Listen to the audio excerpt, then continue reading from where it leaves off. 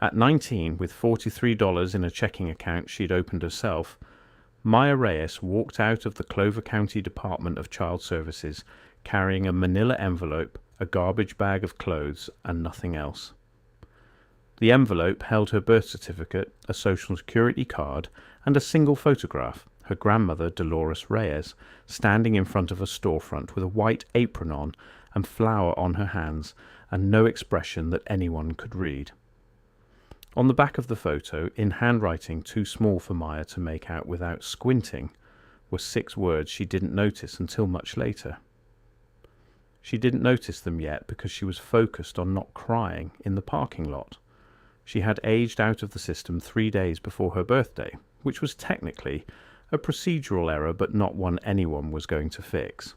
She had a backpack, a broken zipper on the garbage bag, and a bus pass that expired in 11 days. She sat on a concrete bench outside the building and looked at the photograph for a long time. Then she put it back in the envelope and found the bus. That was 11 years ago. If this story hits something real, stay with it. Like and subscribe so you don't miss what comes next. The morning Maya Reyes turned 30 was a Tuesday in March. She was sitting in a waiting room in downtown Clover with a number, 47, crumpled in her palm.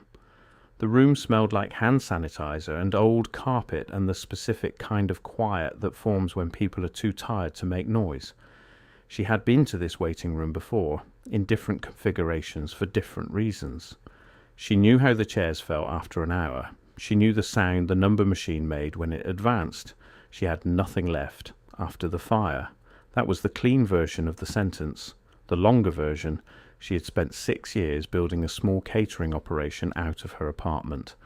A 2-burner situation with a folding table and a refrigerator she'd bought used. And the wiring in the building had gone bad in the wall behind the stove. And at 2:17 a.m. on a February morning, the whole kitchen had gone fast. Nobody was hurt, but the equipment was gone, the inventory was gone. 3 laptops with 7 years of client records were gone. The insurance she had been meaning to upgrade since October was a £4,000 policy that would cover almost nothing. She had been sleeping on her friend Cassandra's couch for 3 weeks. She had £43 in a checking account. The number 47 came up. She stood. The caseworker's name was Donna Pratt, and she had the look of a person who had heard every version of every story and was not unkind, but was also not surprised. She read through Maya's paperwork without expression. She asked 3 standard questions. She entered the information. Then she paused. "There's a flag on your file," Donna said, "from the estate division." Maya didn't know what that meant. "Someone filed a property deed transfer in your name about 4 months ago." Donna looked up. "You didn't know about this?" Maya said she did not. "You have a property registered to you in Hester, Colorado." Donna turned her monitor slightly. "A commercial lot, about 1.2 acres. Former bakery." Maya looked at the address. She looked at the name listed as the former owner, Dolores Reyes. She didn't drive. She had never owned a car. She borrowed Cassandra's 2009 Civic with the cracked windshield and the heat that worked on one side and drove 4 hours west on a Tuesday afternoon, the mountains appearing ahead of her like something she'd forgotten she believed in. She thought about her grandmother the whole way. Dolores Reyes had died the previous October at 81 in a facility Maya had visited exactly 3 times because the bus didn't go there directly, and she was always short on either money or time or both. Dolores had never said much. She was a woman who communicated in bread and soup and the particular way she set a plate down that meant she was glad you were there.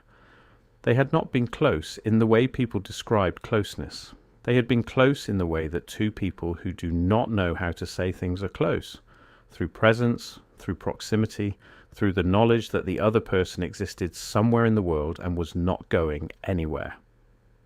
Maya had found out about the death through a letter that arrived 2 weeks after the fact. She had not cried then either. She had sat with it. She had put the letter in the manila envelope with the photograph and the social security card and the birth certificate, and she had gone back to work. She had not known about the bakery. Hester, Colorado, was a town of about 4,000 people in a valley between two ridges, the kind of place that had a single hardware store and a diner with a hand-painted sign and a gas station that also sold hunting licenses. Maya found the address on her phone's map and turned onto a side street 2 blocks off the main road. She parked on the gravel and got out. The building was still standing, which surprised her. She had expected rubble. What she found was a structure. Solid brick exterior, 2 plate glass windows in the front that had been boarded up, a roof that sagged slightly on the left side. The sign above the door read Reyes Bakery in painted letters that had faded to the colour of old bone. The fire that had damaged the interior had gone out before it took the bones. The whole right side of the interior, visible through a gap where one of the boards had been pried loose, was black, but the bones were there. Maya stood in the gravel parking lot for a long time. The air smelled like pine and cold water, and faintly, under everything, something she couldn't name yet, something that lived in burned wood and survived. She tried the front door. It was locked. She tried the side door. The lock was old, and the key on the ring that had come with the deed turned with effort and a sound like something exhaling. She went inside. The smell hit her immediately. Char and flour and decades of yeast and something mineral, something underground. The interior was dark, the light coming in thin and grey through the gaps in the boards. The right side, the kitchen, was gutted. Blackened shelving, a commercial oven warped beyond use, a prep counter that had buckled. The left side, the front of the bakery, was mostly intact. A glass display case, dusty and empty, 2 small tables, chairs stacked in a corner, a chalkboard menu still legible on the wall, the last day's offerings written in neat block letters. Sourdough, pan dulce, conchas, coffee cake. The floor was concrete, swept clean before the fire by someone who had not known the fire was coming. In the far corner, on a shelf above what had been a small work table, sat a single object that the fire had not touched. A crossword puzzle book, the large print kind, the cover showing a sunny clip art image. Open to a puzzle that was mostly filled in, one answer in the bottom right corner still blank. A pencil lay in the gutter of the open page. Maya picked it up. She set it back down exactly where it was. She sat on the concrete floor in the cold, dark bakery in Hester, Colorado, with her back against the intact display case, and she sat there for a long time. By the time the light through the boards turned orange, she had thought something she had not thought when she walked in. This is fixable. She didn't know where that came from. She wasn't sure she believed it, but it was there, and once it was there, she couldn't make it leave. If you're still here, you already know why. Like and subscribe. She slept in the Civic that night with Cassandra's emergency sleeping bag and woke up at 6 with her neck at the wrong angle and frost on the inside of the windows. She got out and stood in the thin early light and looked at the building. The air was cold enough to see her breath. She found a gas station 2 blocks over and bought coffee in a paper cup and a granola bar, and stood in the parking lot of the bakery, eating the granola bar and looking at the building some more. There was a water line still connected.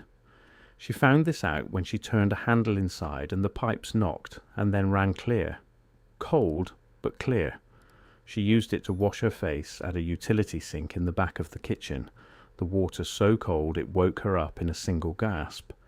She had brought a legal pad and a pen from Cassandra's car. She started a list. Structural assessment, electrical, plumbing beyond the cold tap. Roof, left side probably fine, right side unknown. Fire damage to kitchen, full gut required. Display case, intact. Front tables and chairs, usable. Exterior brick, appears solid. She wrote it all down. Then she wrote, "What is this for?" She didn't answer that question yet. She moved on. At 9:14 a.m., without any announcement, a white 1998 Ford pickup with 220,000 miles and a toolbox in the bed, and a bumper sticker that had mostly peeled off pulled onto the gravel lot. A man got out, late 60s, broad shoulders that had settled with age but were still visible under a canvas jacket, work boots that had been resoled more than once. He was carrying a cardboard box with a paper grocery bag balanced on top. He looked at the building. He looked at Maya. "You're Lola's girl," he said. Maya said she was Lola's granddaughter. "Same thing." He set the box down on the front step. "I'm Frank Ortega. I did her tile work, her plumbing, her roof patch in Anna 9, and her electrical upgrade in 14. She paid me in bread and cash money, which was the right order of priorities." He opened the grocery bag. There was coffee in a thermos and 2 wrapped sandwiches. "I figured someone would come eventually." He had been checking on the building every 2 weeks for 4 months. Maya said she hadn't known about the property until yesterday. Frank nodded like this was about right. "Lola didn't explain things in advance," he said. "She figured you'd understand when you got here." They ate the sandwiches on the front step. Frank drank his coffee from the thermos cap and Maya used the paper cup from the gas station, and they looked at the building together in the late morning light. "What was she like?" Maya asked. Frank thought about it. "She was here," he said. "Whatever that means to you." He went back to his truck and got a flashlight and a notepad, and they walked the building together. Frank knew every inch of it. He pointed to the roof joists.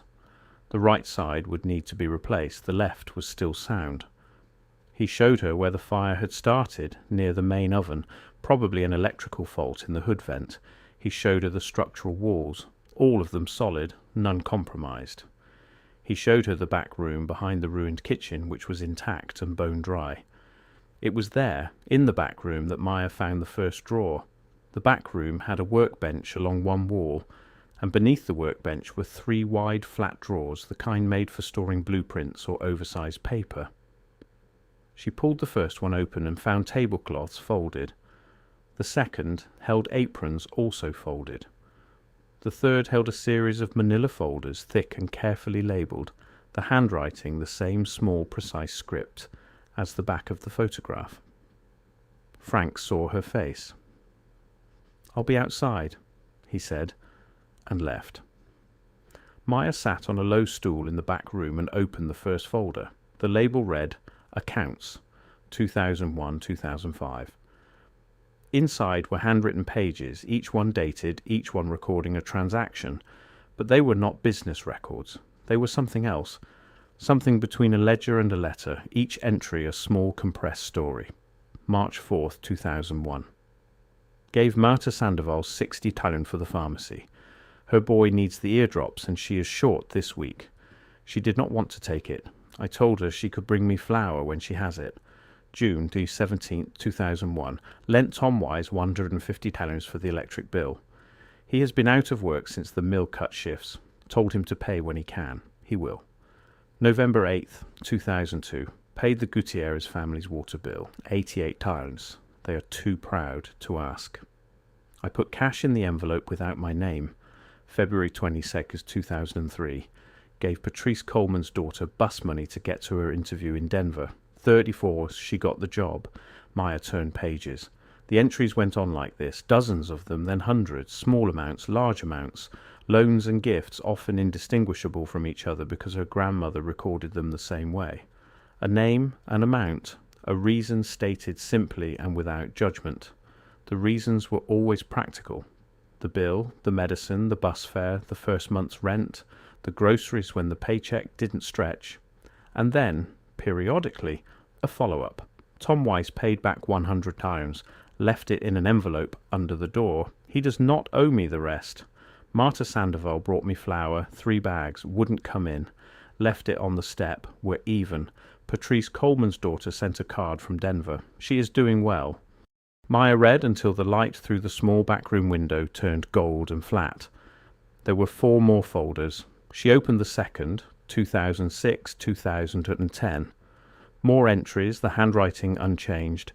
The amounts got larger in some years, smaller in others, but the pattern was unbroken. A name, a need, a quiet act. Never fanfare, never a word to anyone. She was halfway through the third folder, 2011-2015, when she found the entry. September 14th, 2012. Maya turned 8 today. I did not call. I do not know what to say that would not make things worse right now. The woman at Child Services told me last year that she is doing all right, that she is in a good placement. I send £20 every month to the fund they have for the children. I put Maya's name on the envelope, even though I know it does not go directly to her. It is the only thing I can do from here. She has my hands. I saw a photograph. She holds things carefully. Maya sat with that entry for a long time without moving. Then she turned to the last folder. Inside the last folder, under a rubber band, was an envelope. The flap was sealed. On the front, in the same small handwriting, for Maya. Open when you are ready. The light in the back room had gone grey-purple. Maya could barely see. She found a battery-powered lantern on the workbench. Frank had left it, and clicked it on and sat back down on the stool and opened the envelope. The letter was 3 pages, handwritten. Maya, if you are reading this, you found the bakery, which means you found this town, which means you needed somewhere to go. I always thought you would end up here eventually. You are not the kind of person who stays lost. I want to tell you what this place is, so you don't have to figure it out alone the way I did. This bakery is not a business. I mean, it is. I kept the lights on and paid my suppliers and made money most years. But that is not what it is. What it is a place where people can come when they have nothing. They come for bread and they leave having talked to someone who did not pity them. They come because they need a job and they leave with an apron and a lesson on lamination. They come because they are ashamed of what they owe, and they leave because I never once wrote anyone's name in a book with the word debt next to it. I did not tell you about this while I was alive because I did not know how. I am sorry for that. I have been sorry for a long time. The money is not much. Whatever Frank told you the property is worth, it is worth more than that in what it does. That is the only kind of value that compounds. There will be a man who wants to take this from you. There is always a man who wants to take things from women who don't have lawyers. Do not let him use the word fair. That word in the mouth of a person who is taking something is always a lie. The receipts in the back drawer are for every piece of equipment that was here before the fire. The insurance policy is current. Frank has been paying it. The deed is clean and there are no liens. I made sure of that. Here is what I want you to do. Open it. Don't explain to people why you're doing it. Just open it and do what I did. When someone needs something and you have it, give it. That's all. I love you. I'm sorry I didn't say it enough times while I had the opportunity. Lola. Maya folded the letter back into the envelope. She held it in both hands in the pool of light from the lantern. She sat there until the lantern's battery started to fade. Then she got up, turned it off, and walked out to the main room. She stood in the dark for a moment. Then she found her legal pad and her pen. She wrote a new line at the top of the list. Open it. Every word of this matters. Like and subscribe so the algorithm keeps showing you stories worth your time. By the end of the second week, Maya had moved out of Cassandra's couch and into the back room of the bakery with a cot she bought at the army surplus store in town for £38 and a sleeping bag rated to 20 degrees. She was not pretending this was comfortable. It wasn't. The back room had heat, a small gas wall unit that Dolores had installed in 2007 for exactly this kind of winter, and it was dry and private and hers. Frank had come back 3 days after the first visit with 2 more men from the hardware store, both of whom had apparently known Dolores and apparently needed no other reason to show up. They walked the structure, made a list, argued about the roof repair sequence in the way that men who know what they're doing argue, and left Frank's list on the workbench with a materials estimate. The insurance, as the letter had promised, was current. Dolores had kept it paid through a standing instruction at the local bank, payments coming out of a small account that still had money in it. Maya had not known there was an account. There was an account. It had £7,400 in it. The insurance claim paid out £18,600 for the fire damage. Not enough to rebuild the kitchen from scratch, but enough to start. Frank shook his head at the number in a way that meant he had a plan. She was on her knees on the 14th morning. pulling burned boards from the kitchen floor with a pry bar, when the sound of a vehicle on the gravel made her stop. The truck was a 2013 Chevy Colorado, with a cracked tail light and a ladder rack that had seen better days. It idled in the lot for a moment and then went quiet. A young man got out, early 20s, tall, work clothes with actual work on them, not the purchased kind.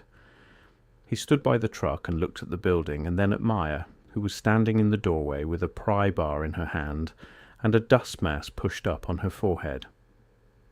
"I think I blew a hose," he said. Maya looked at the truck. A small curl of steam was coming from under the hood. "You know what kind?" "Lower radiator, I think." She had met Frank 4 days ago. Frank had, in that time, told her a number of things about a number of subjects, including what a lower radiator hose failure looked like, where to source parts in Hester, and how to do a temporary patch with electrical tape and a prayer. She did not know all of this. She knew enough. "Pull it into the lot," she said. "I'll get you some water." His name was Danny Reyes. She found that out 20 minutes in, when she was holding a flashlight while he confirmed the hose diagnosis, and she said her name, and he repeated it without expression, and then went back to looking at the hose. "No relation," she said. "Probably not." He was not unfriendly. He was careful in the way that people are careful when they have spent time being disappointed by offers that came with conditions attached. He accepted the water for the radiator. He accepted the use of the lot while he made calls for the part. He did not accept the offer of coffee the first time. He accepted it the second time, when Maya did not make it an offer, but just set a cup within reach and went back to her pry bar. He watched her work for a while. "What are you doing?" he said. "Pulling the kitchen floor, fire damage." "By yourself?" "Frank's coming Thursday." Danny Reyes looked at the pry bar. He looked at the stack of burned board she'd pulled so far. He looked at his truck, which was not going anywhere until the part arrived tomorrow at noon. He set down his coffee cup and picked up the second pry bar from the pile of tools Frank had left. He did not ask if he could help. He just started helping. That was how it went. The part arrived the next day, and Danny fixed the hose in 45 minutes and then stood by his truck with his keys in his hand and looked at the bakery. Maya was inside pulling the last section of damaged subfloor. He stayed. He didn't say he was staying. He just didn't leave.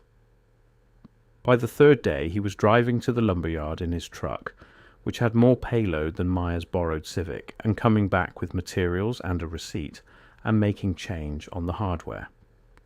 By the 5th day, Frank and Danny had developed the specific shorthand of two people who understand the same things without needing to explain them, passing measurements and tools with minimal words.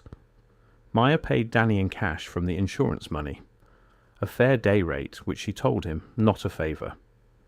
He did not argue with the number, but he looked at her like he was still figuring out where the condition was hidden. There was no condition. 3 weeks in, Frank mentioned the community meeting. Hester had an informal custom, apparently. When something was being rebuilt, people brought things, not organised, not announced. Just a word passed along the main street, and then, over the course of a week, people showed up.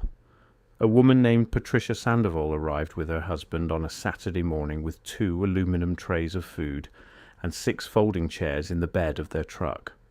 She set the food on the intact front counter without being asked to and said, "My mother used to come here every Thursday." Her mother's name had been Marta Sandoval. Maya had read that name in a folder in the back room. She didn't say that. Tom Weiss, now in his late 60s, came with his son and a truck full of reclaimed hardwood flooring he'd been storing in his garage for 12 years. "I always meant to use it for something," he said. He stacked it neatly by the front door and left before Maya could say much.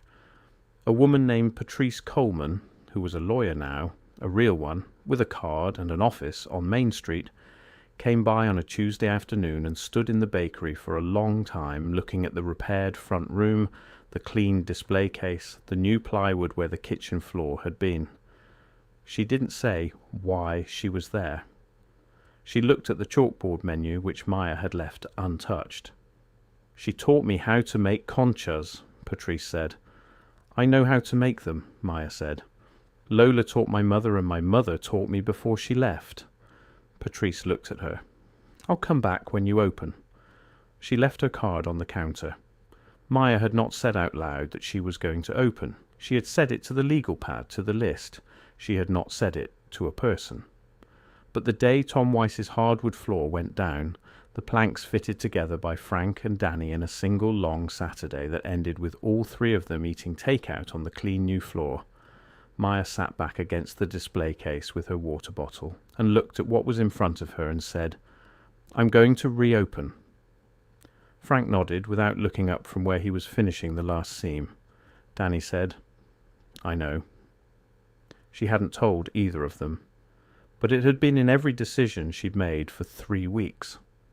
The floor type, the counter height she'd specified for the rebuild, the particular layout she'd chosen for the new kitchen, which was not identical to the original but was close in all the ways that mattered. She had been planning to open for weeks without saying so. The new commercial oven arrived on a Friday. Maya had ordered it 10 days before, a rebuilt unit from a restaurant supply company in Denver, rated for bread and pastries, the right size for the space. Frank and Danny brought it in on a dolly and set it in position and levelled it and ran the gas line connection and stood back. Danny did the test fire. The igniter clicked 3 times before the burner caught.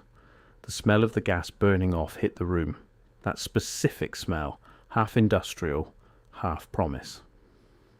Maya put her hand on the oven door.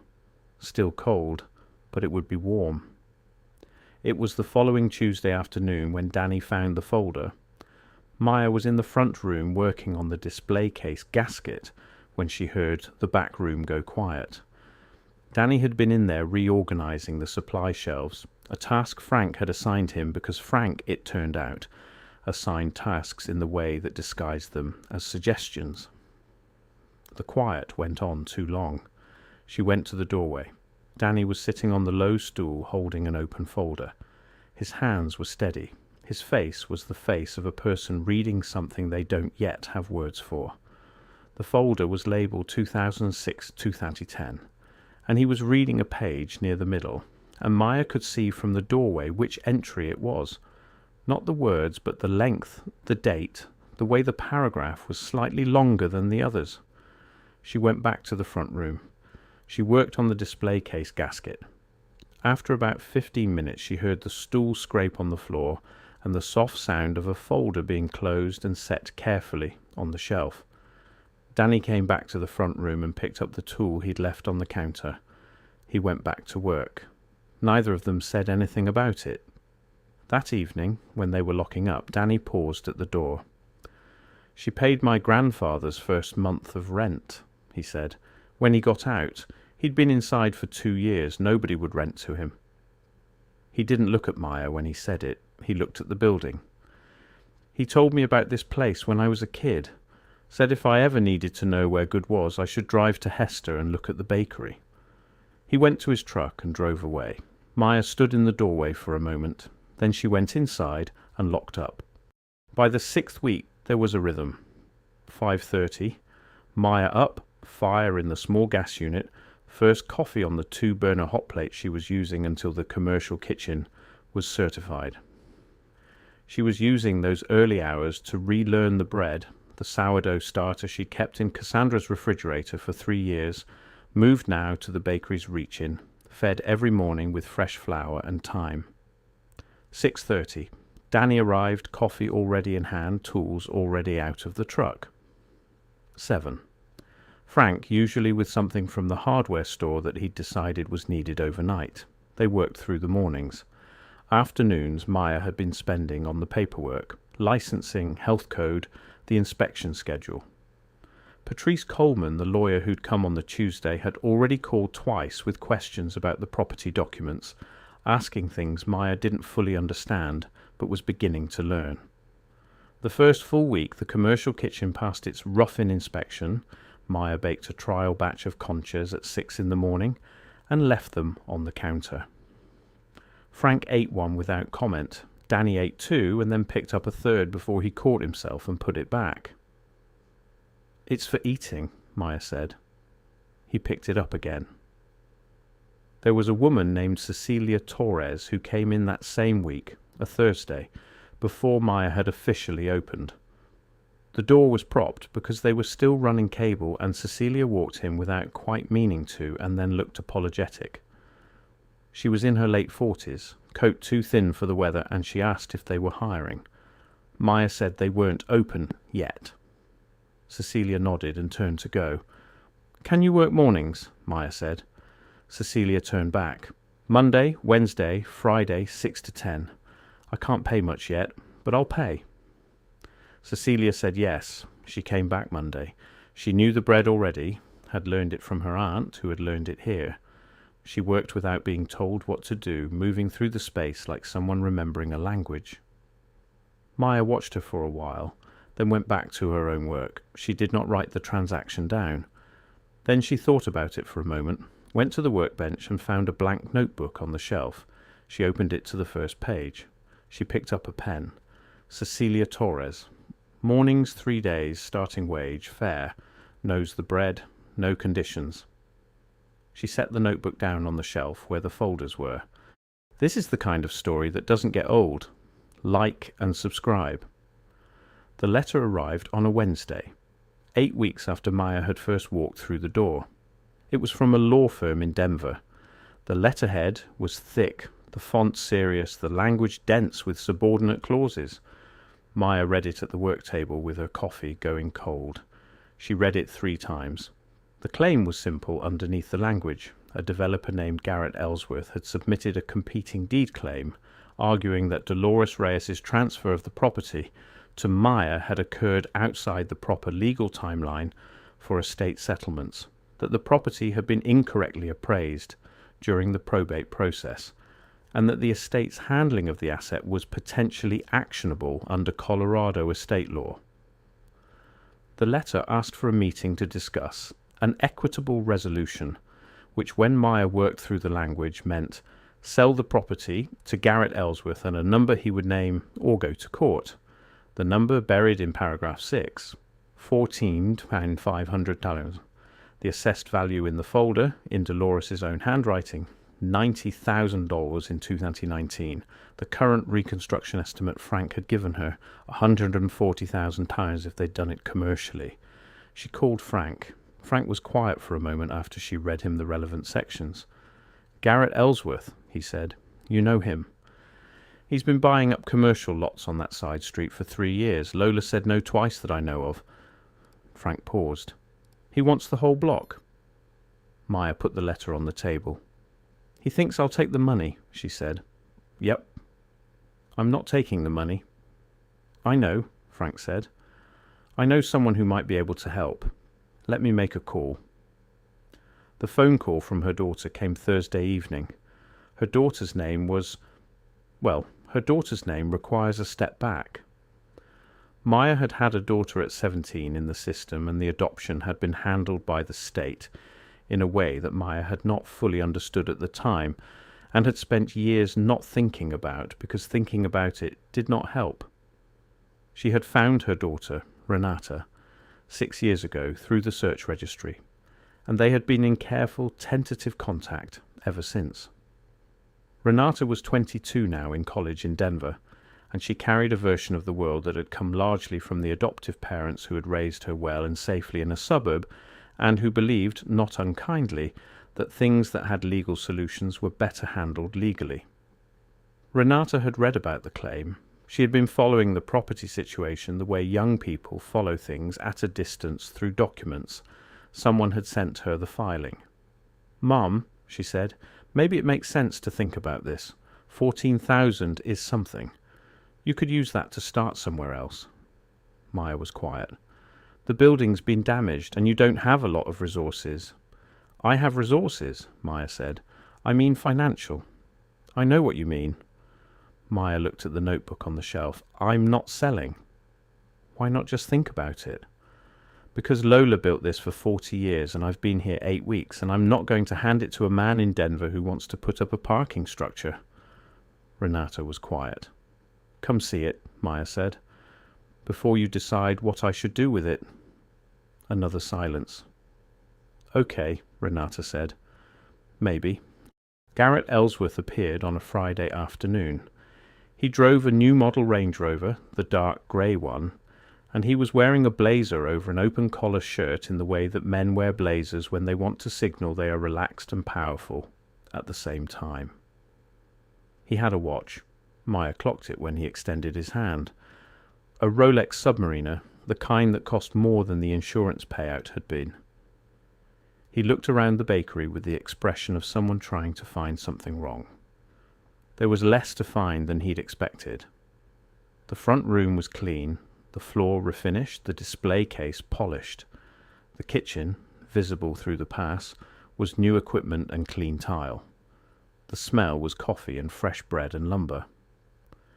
"This is impressive work," he said, like it surprised him. "It's a bakery," Maya said. He sat down at one of the front tables without being invited. He had a leather portfolio with him. He set it on the table and opened it. "I want to be straightforward with you," he said. "I've been working on this block for a while. My clients have a development plan that would be genuinely beneficial for Hester. New mixed-use building, retail on the ground floor, apartments above. It would bring real value to this neighborhood." "This neighborhood already has value," Maya said. "Financial value. Economic activity." Maya looked at him. "I'm prepared to offer you 22,000, he said. "Above appraised. A genuine premium for your time and your work here." "I know what the property is worth," Maya said. "The insurance claim was 18,600, he said. "I know what the reconstruction cost." He had done his research. She noted this without surprise. "I'm not selling," Maya said. He looked at her with the careful expression of a man who has run these conversations before. "The legal process will cost you time, money, stress. I'm offering to resolve this cleanly." "You used the word fair in the letter," Maya said. Paragraph 3. He waited. "That word doesn't mean what you're using it to mean." Garrett Ellsworth closed the portfolio. He stood up. He looked around the bakery one more time. The chalkboard menu, the display case, the new floor, the photograph of Dolores behind the counter that Maya had framed and hung on the wall the previous week. "I'll be honest," he said. "I think you're making a mistake." "Okay," Maya said. He left. Maya went behind the counter and turned on the espresso machine and made herself a coffee. She stood at the counter and drank it and looked at the photograph of Dolores.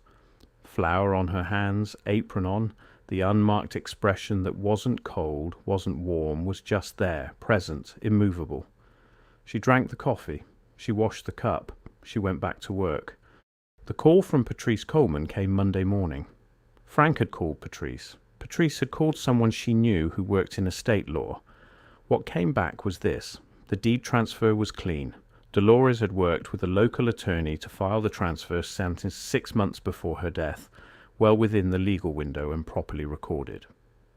The probate filing Ellsworth was challenging was a different document, one that had been handled by the county without proper notification to Maya, whose contact information had been on file but not used. There was a process issue, but it favoured Maya, not Ellsworth. Patrice had also made a second call. The second call was to a woman named Diane Weiss, Tom's daughter-in-law, it turned out, who had gone to law school on a scholarship to the University of Colorado and had built a practice in Denver specializing in property and estate law. Diane came on a Thursday. She drove a practical blue Subaru, carried a briefcase that had been used enough to show it, and shook Maya's hand with the grip of someone who was used to rooms where people expected her to be less capable than she was. She sat at the front table and went through Maya's documents, all of them including the folders from the back room, for 2.5 hours without stopping except for coffee. At the end, she looked up. "His claim is thin," she said. "The deed transfer is solid. The probate issue is procedural, not substantive. The county made an error which actually creates a complication for his filing, not yours. This goes to a hearing, the judge reads the documents, and it's over. How much will that cost? Maya asked. Diane closed her briefcase. Nothing, she said. Maya started to object. My father-in-law's family, Diane said, had a bad year in 2008. The hardware store was going under. They were 3 months behind on the building payment. Lola Reyes walked in one morning with an envelope. $1,200. No note, no conditions, no interest, no repayment schedule. Diane looked at the photograph on the wall. Tom told me this story every Thanksgiving. He said he never paid her back because she refused to accept it. He said the only way to pay it back was to do the same for someone else someday. She looked at Maya. This is someday. Every story like this exists because someone passed something on. Like and subscribe so this one keeps going. The hearing was in Clover County Courthouse, second floor, a Tuesday morning in May. It lasted 22 minutes. The judge, a woman in her mid-50s who read documents the way doctors read charts, fast and complete, went through the deed transfer records, the probate filing, and Ellsworth's challenge without expression. Diane had submitted a 40-page brief. Ellsworth's attorney submitted 19 pages. The judge read the relevant sections while both attorneys sat at their respective tables. Motion denied, she said. Ellsworth's attorney said something about appeal grounds. The judge said something brief and precise about the quality of the evidence and what an appeal would cost versus what it would produce. The attorney sat back down. Ellsworth was in the room, in the back row. He was dressed well, the blazer again, the watch catching the courtroom light. When the judge said motion denied, he was already looking at his phone. In the hallway afterward, he found Maya at the elevator. This is a significant investment you're making, he said, in a property that isn't going to return what you're putting in, not financially. Maya looked at him. You're not going to get rich off a bakery in Hester, he said. She pressed the button for the lobby. I know, she said. The elevator opened. She stepped in. He did not. She drove back to Hester. She had used the word in her head a dozen times by then, and said it out loud somewhere around mile 40, with the mountains sharp and clear on both sides, and the road running straight, and the windows down just enough to let the cold air in. Home. She said it once, quietly, to the windshield. Then she kept driving.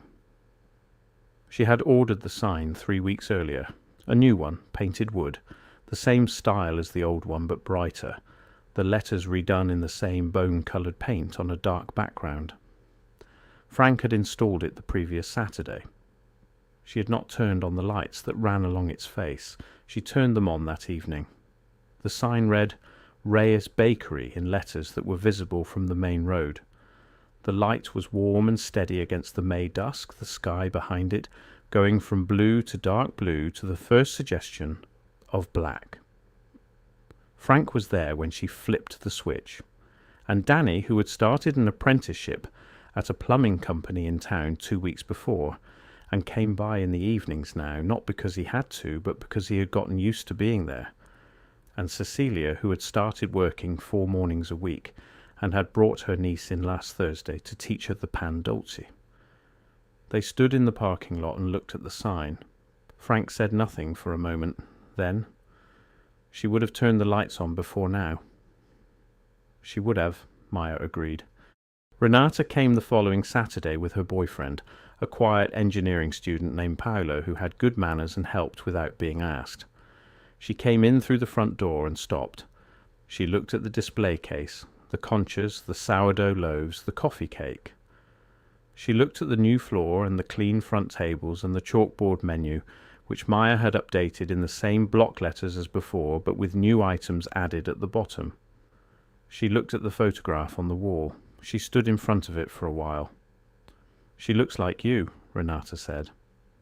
She was harder to read, Maya said. I'm told I make more faces. Renata laughed, a small sound, surprised out of her. They ate lunch at one of the front tables. Paolo had seconds and then thirds and looked slightly guilty about it, and Maya told him not to. After, Renata stood in the back room. She picked up the notebook on the shelf, the new one, the one Maya had started. and looked at the first few entries without reading them closely. She set it back down. "What is this?" she said. "Records," Maya said. Renata looked at the shelf where the old folders sat. "Same idea," Maya said. Renata was quiet for a moment. "Can I bring the kids next time?" Renata said. She had 2 younger siblings from her adoptive family, 8 and 10, both curious and physical and inclined to touch things. "They've been asking about you." "Bring them," Maya said. They came the following weekend. The 8-year-old's name was Lily and the 10-year-old's name was Marcus, and they arrived wearing the expressions of children who have been told to be on their best behaviour and are straining hard against it. That lasted about 7 minutes. Then Cecilia put aprons on them and they were behind the counter, and the restraint dissolved into flour and laughter and the specific chaos of 2 children learning to feel dough for the first time. Maya stood at the end of the counter and watched Marcus's hands working the mass, tentative at first, then more committed, finding the rhythm. He looked up at her. "Is this right?"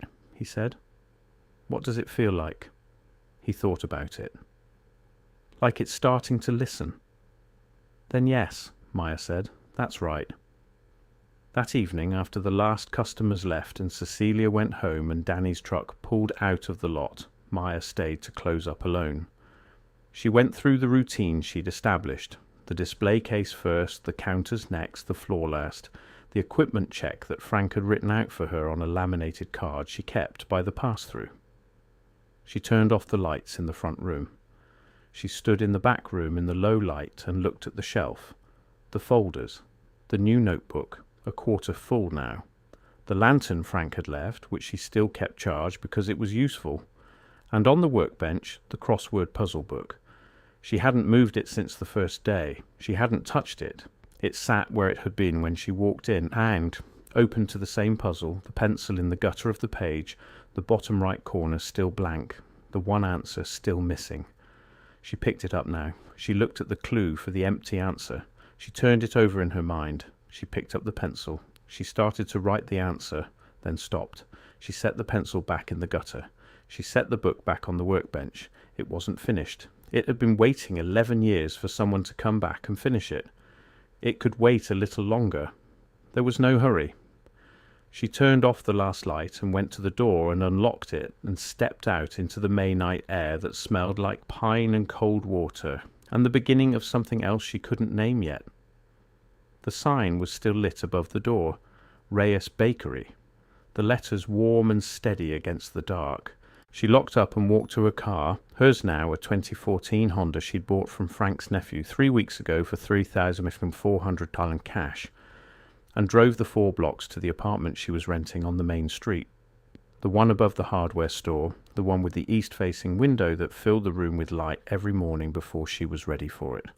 She was always ready for it. If this story stayed with you, like and subscribe. The work goes on.